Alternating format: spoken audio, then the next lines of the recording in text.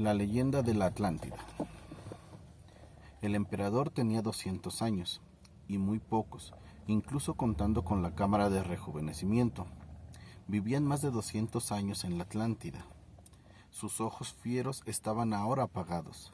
Las profundas arrugas del dolor cubrían aquel rostro exhausto. Tenía la frente perlada de sudor, que un eunuco de piel oscura secaba a intervalos con un paño de seda bordado de oro. En torno de la garganta el emperador llevaba una cadena de oro, unida en la parte delantera con una gema cristalina de 7 colores que renovaba constantemente las energías del portador. Sus manos, en otros tiempos poderosas, estaban ahora plegadas con resignación sobre el seno. Un físico de aire solemne se hallaba en pie tras el gran lecho del emperador, revelando en su rostro la preocupación que la corrección exigía. El emperador ya había hecho venir junto al lecho a sus 2 hijas. Salustra, la mayor, se hallaba en el glorioso amanecer de la plena feminidad. Tiria era solo una niña con figura de efebo. Los ojos febriles del padre las examinaban con intensidad apasionada. Salustra, ¿existía en la tierra un ser más maravilloso que esta muchacha? El vivo retrato de su madre. Gracias fueron dadas a los dioses eternos, pues su madre, la incomparable Máxima, había sido una aristócrata hasta el fondo de su corazón impenetrable. Salustra era alta para ser mujer y su figura retenía la imaginación del que la contemplaba. Tenía los mismos ojos del emperador, pero ardientes de vitalidad. Su cutis era pálido, muy claro, con una marca de nacimiento en la parte superior del pómulo.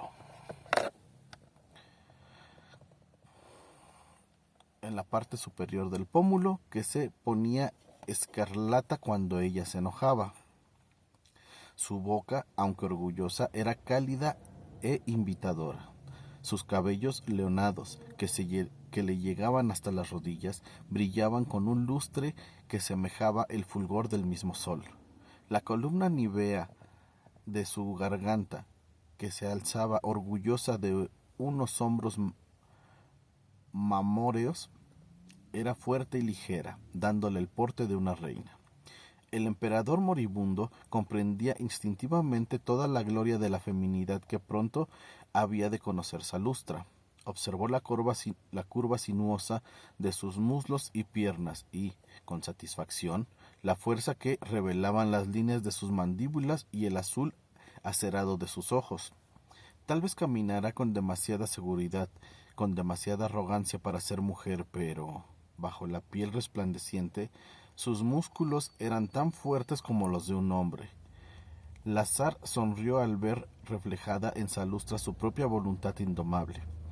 Al mirar a Tiria, aquella sonrisa se desvaneció.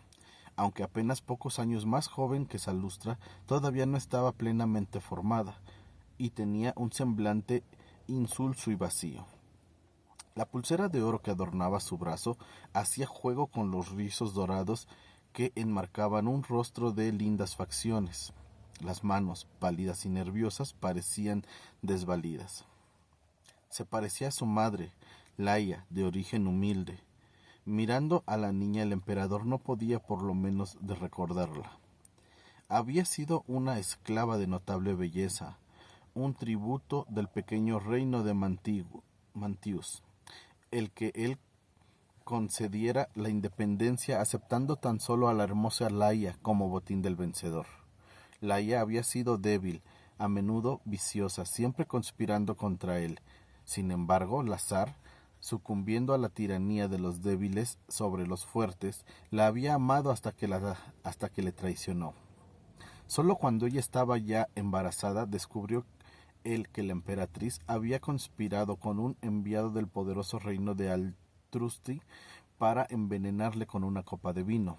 Tiria estaba a punto de nacer, y la zar, que anhelaba un hijo varón, había callado sus reproches. Sin embargo, la emperatriz había adivinado, al verle apartar los ojos, que él lo sabía, y había muerto prácticamente de terror tras el nacimiento de la niña. La zar la había enterrado con toda ceremonia y, aparte del gobierno de Altrusti, nadie supo lo sucedido. No había pensado en eso durante muchos años. Ahora extendió una mano temblorosa hacia sus hijas. Tiria, con las lágrimas más fáciles de los emocionalmente inestables, se arrodilló a su lado, enterrando la cabeza en el hueco del brazo que extendía su padre. Salustra permaneció de pie, mirándole con gravedad, aguardando. Estaba muy pálida y, aunque dominaba perfectamente su compostura, los labios le temblaban ligeramente en las comisuras. Se inclinó ahora hacia su padre, al contrario de sus dedos. Fue como si, bajo la piel suave, él hubiera sentido la fuerza de los nervios de acero. Los ojos del azar se animaron notablemente y se desvaneció toda duda que pudiera haber abrigado. «Hijas mías», dijo anhelosamente, «me muero. Pero esto es algo natural, lleno de paz. Donde voy, también vosotras iréis un día. Solo emprendo el camino antes que vosotras. Acepto la muerte con la misma naturalidad con que he aceptado la vida. No es más que una fase del drama humano». Los sollozos de Tiria estremecieron el aire, haciendo que el doctor la mirara con reprobación. Sin parar mientes en su hermana. Salustra miró a su padre, sus ojos oscuros muy serenos y vigilantes. «Salustra, hija mía», le hizo una seña. Ella se tomó el paño de manos del eunuco y secó el sudor de la frente del moribundo. Este inspiró profundamente y cerró los ojos, como suplicando a su alma que detuviera la marcha por un instante, aun a pesar de él. Salustra dijo, la voz ronca por el esfuerzo de hablar: «En tus manos dejo mi imperio. ¿Comprendes, hija?». La miró al rostro y lo que en él vio le llenó de gozo. «Mi hora está cerca», Salustra añadió, «pero cuanto hay que decir debe ser dicho. Mi imperio es tuyo, piensa en ello. Del este al oeste se extiende a lo largo de 4.500 kilómetros, de mar a mar, del norte al sur, 6.000 kilómetros, desde los glaciares eternos a las arenas del trópico, una gloriosa herencia para aquel que es digno de ella». Salustra nada dijo, pero sus ojos habían empezado a brillar. El sol, penetrando entre las columnas, acariciaba sus rasgos con la luz dorada. Una vena latía en el hueco de su garganta. Tocó la cadena que su padre llevaba en el cuello y él la sintió débilmente. Podía cogerla. El emperador gimió y su cabeza se movió agónicamente sobre las almohadas de seda. Salustra dejó caer una mano firme sobre su frente. «Descansa, mi señor», dijo serenamente. Él se volvió lentamente a mirarla, y al tropezar sus ojos con aquel rostro tranquilo, el suyo se animó. Con sus manos cogió la de su hija. «No eres más que una niña», dijo con dificultad, «pero tienes la inteligencia de muchos sabios. Te has sentado junto a mí en los tribunales y oído mis juicios. Me has visto atacado, me has visto adulado. Como yo odio la mentira, también tú la odias. Tanto como me repugna la injusticia, te repugna también a ti. Posees esa visión que detecta la falsedad y el disimulo. Tal visión suele ser por lo general una maldición, pues aparta a uno de toda semblanza de amistad. Pero un gobernante no debe tener amigos. Los amigos te engañan, dándote una seguridad falsa. Mantente aislada, Salustra», suspiró profundamente. «No necesito hablarte de esos aburridos procedimientos gubernamentales que has aprendido sobre mis rodillas. Quiero hablarte ahora de las cosas más grandes, del alma del gobierno, del corazón de un pueblo. ¿Me entiendes?». Salustra inclinó ligeramente la cabeza. «En un tiempo anhelé tener un hijo, pero ni ningún hombre sería más capaz que tú. Sin embargo, solo eres una mujer. Tus manos son suaves y blancas, aunque interiormente sean de hierro. tienes más necesidad de valor y sabiduría que un soberano varón. Aunque creo que el pueblo te aceptará, su voz adoptó un tono casi profético. La muerte la muerte al acercarse aparta todo velo de mis ojos.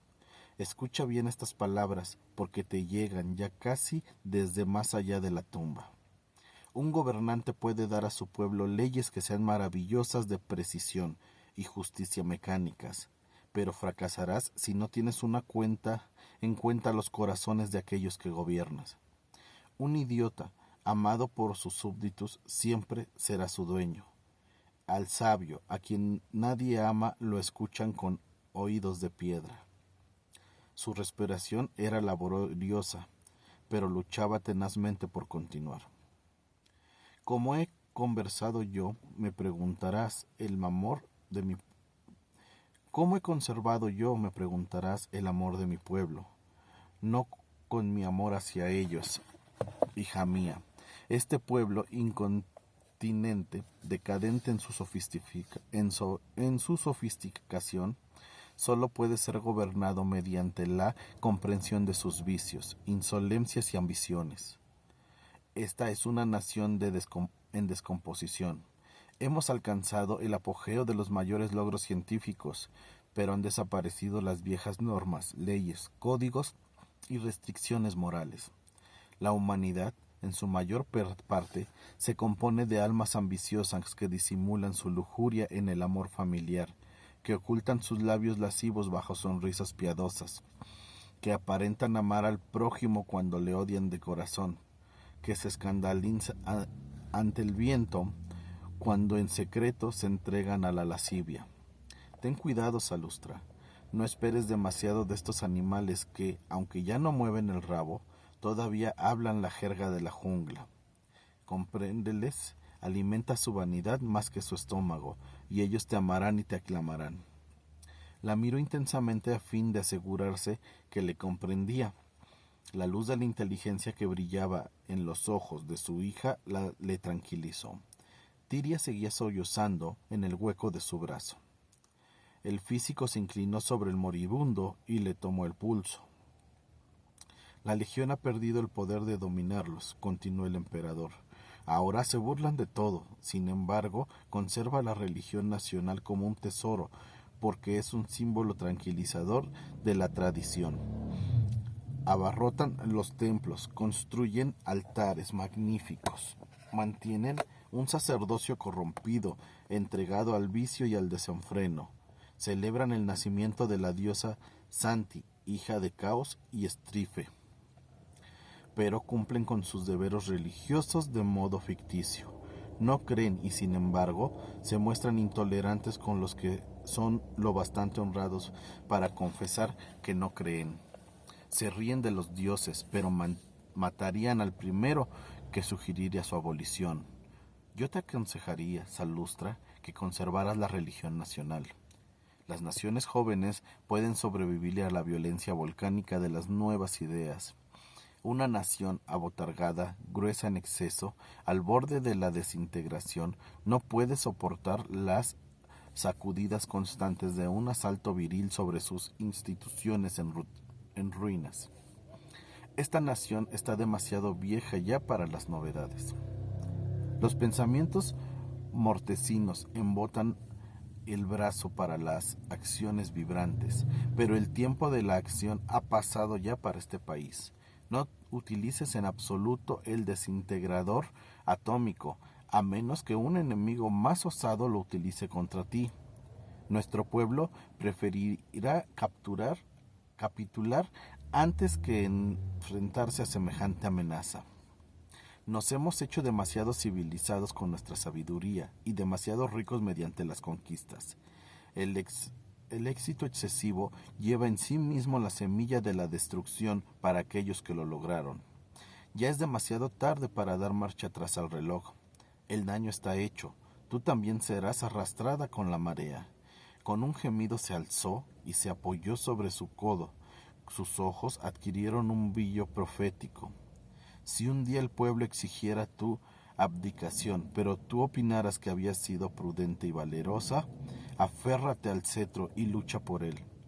El virus de la democracia es una infección mortal en la sangre de un pueblo imperial. En cuanto una nación se cansa del dominio y de la disciplina, exige esa llamada liberación como un medio de liberarse de las trabas de la autoridad. No alientes la democracia, es tu enemigo y el enemigo de tu pueblo. ¿Y qué dices del enemigo exterior?, preguntó ella con voz intensa. La zar suspiró. Vigila al norte, hija. Los alustrinos son una nación poderosa, joven y ansiosa de aventuras. Altrustri tiene el valor y el espíritu emprendedor que en tiempos poseímos nosotros. Yo llegué a odiar al emperador Notar. Era ambicioso y cruel. Ahora ha muerto. Gracias sean dadas a los dioses. Pero cuidado con el cachorro del lobo. Ese Signar, siempre dispuesto a aprovechar las circunstancias, vigílale. Le he enviado mensajes conciliatorios, pero su única respuesta ha sido sembrar la deslealtad en nuestras filas con su oro y sus promesas. Descansó unos instantes antes de continuar. Hubo una época en que pensé entregarle a una de mis hijas en matrimonio, pero rechacé horrorizado la idea de confiar a alguna de vosotras a semejante salvaje. Y ahora, hija mía, mi queridísima hija, hagas lo que hagas, renuncia para siempre a la cámara de rejuvenecimiento. Ya es suficiente que el hombre viva ese periodo natural de 75 años. Hay que vivir acompañado de demasiados recuerdos y la vida se prolonga más de lo propuesto por la naturaleza. Uno se siente ahito con todo aquello que antes le produjera placer, hasta que ya no anhela más que el olvido eterno. No vayas a ella, mi querida hija. Volvió a reclinarse y guardó silencio por algún tiempo, los ojos cerrados, muy hundidos en el rostro ceniciento. Los sollozos de Tiria eran aún más fuertes, pero nadie le hacía caso. El físico agitó la cabeza y le humedeció los labios resecos con un paño mojado. Pero el emperador no había terminado aún. Alzó el índice. Sin embargo, ten mucho cuidado en la administración de la Cámara de Rejuvenecimiento. Consérvala como una constante recompensa para la lealtad y consecuciones de tus súbditos, pero concédela tan solo una vez en la vida, porque todo aquello que se experimenta pierde su encanto, y tú ya no tendrás ese premio con el cual atraerte a los ignorantes. La zar se agitó débilmente. Hija mía, continuó, tal vez desees casarte, pero piénsalo bien antes de cargar ese peso sobre tus hombros. No es que yo te aconseje, sin embargo, una vida aburrida, marcada por la continencia. Puedes tener amantes, sí, ten amantes, pero sé juiciosa. Acepta tan solo aquellos que te igualen en inteligencia. Conformarte con menos sería condenarte al aburrimiento y al desprecio de ti misma. Pero el matrimonio, hija mía, eso no te lo aconsejo. Buscó a tientas la mano de su hija menor. Tu hermana, mi pobrecita Tiria, la encomiendo a tus cuidados, sabiendo que la amarás como yo la amo. Y ahora, Salustra, voy a confiarte una filosofía que he ido aprendiendo duramente a través de los años. Tal vez te burles de ella, pero he descubierto que es muy cierta después de una vida tan doblemente larga de poder. Es mejor saber apreciar una puesta de sol que ser el dueño de 1000 ciudades conquistadas. El hombre capaz de conmoverse con la música es más feliz que aquel cuyo nombre se repite entre aclamaciones desde las colinas. El espíritu no se desarrolla con las cosas materiales, solo gracias al pensamiento. El hombre que no piensa, aunque se halle sentado en un trono, tiene un espíritu en embrión. Parecía haber llegado al final de su despedida. El aliento se le atropellaba en la garganta. Salustra se inclinó para captar sus últimas palabras muy débiles. A ti, Salustra, encomiendo mi pueblo. Si logro la conciencia más allá de ese abismo oscuro que va a abrirse entre nosotros, haré todo lo posible por verte y guiar tu mano, porque vienen tiempos muy difíciles para nuestra querida Atlántida. Con un suspiro, que fue casi un gemido, cayó de espaldas. El doctor tomó la muñeca flácida del emperador, agitó la cabeza con expresión de dolor. El emperador ha muerto, dijo. Viva la emperatriz. Solo cuando hubo muerto el emperador, se echó a llorar Salustra. Se arrojó de bruces sobre el cuerpo de su padre y sollozó hasta que llegó el momento de que se lo llevaran. Aquel llanto le resultó muy benéfico, ya que había de ser la última vez en muchos años que conociera el lujo de las lágrimas. Mientras velaba el cadáver de su padre, no sabía en realidad si lo que más lloraba era esta muerte o la terrible responsabilidad que ahora era suya. Había rogado a su padre que visitara de nuevo el templo de la belleza, donde se hallaba la cámara de rejuvenecimiento, pero él le había explicado que sería totalmente inútil. Los dioses no permiten que un hombre viva más de 2 siglos. Y está bien, pues los dioses son más sabios que el hombre. Había sonreído secamente, recordando ahora Salustra, diciendo: cuando llegue tu hora, hija mía, comprenderás mejor lo que quiero decir. Y había señalado al cielo. ¿Quién sabe si no habrá algo mejor en ese otro lado desconocido del cielo? Algo que dé significado a nuestra búsqueda fallida de la felicidad. Salustra era entonces demasiado joven para captar todo el portento de sus palabras, y no veía razón alguna para que los beneficios de la vida no se extendieran indefinidamente. En realidad, solo unos pocos favorecidos entre élite eran considerados dignos del templo de la belleza y los rayos especiales que reactivaban las células y restauraban el equilibrio endocrino de las glándulas.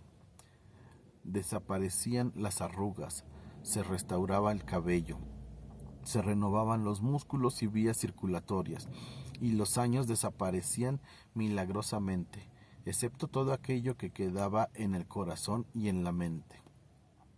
Lazar había recibido los rayos rejuvenecedores primero al cumplir los 75 años y de nuevo a los 140. En esa segunda ocasión estaba ya cansado de la vida y hubiera preferido lo desconocido, pero aún no tenía un heredero. Ninguna mujer había logrado jamás el templo de la belleza, pues nadie, hasta que Salustra subiera al trono, había tenido oportunidad de merecer esta recompensa. La misma Salustra no conocía a nadie que mereciera tal distinción, a no ser el viejo Maius, primer ministro de su padre. Pero éste le suplicó muy pronto que no lo prolongara una vida sobrecargada ya con una experiencia de rejuvenecimiento. Con lágrimas en los ojos había apelado a su corazón bondadoso. Merezco algo mejor que tus manos, majestad. ¿Y de dónde podré encontrar otro como tú? Había contestado ella con tristeza. ¿Quién sino tú podrá alzarse con firmeza a mi lado cuando las hordas asciendan del norte?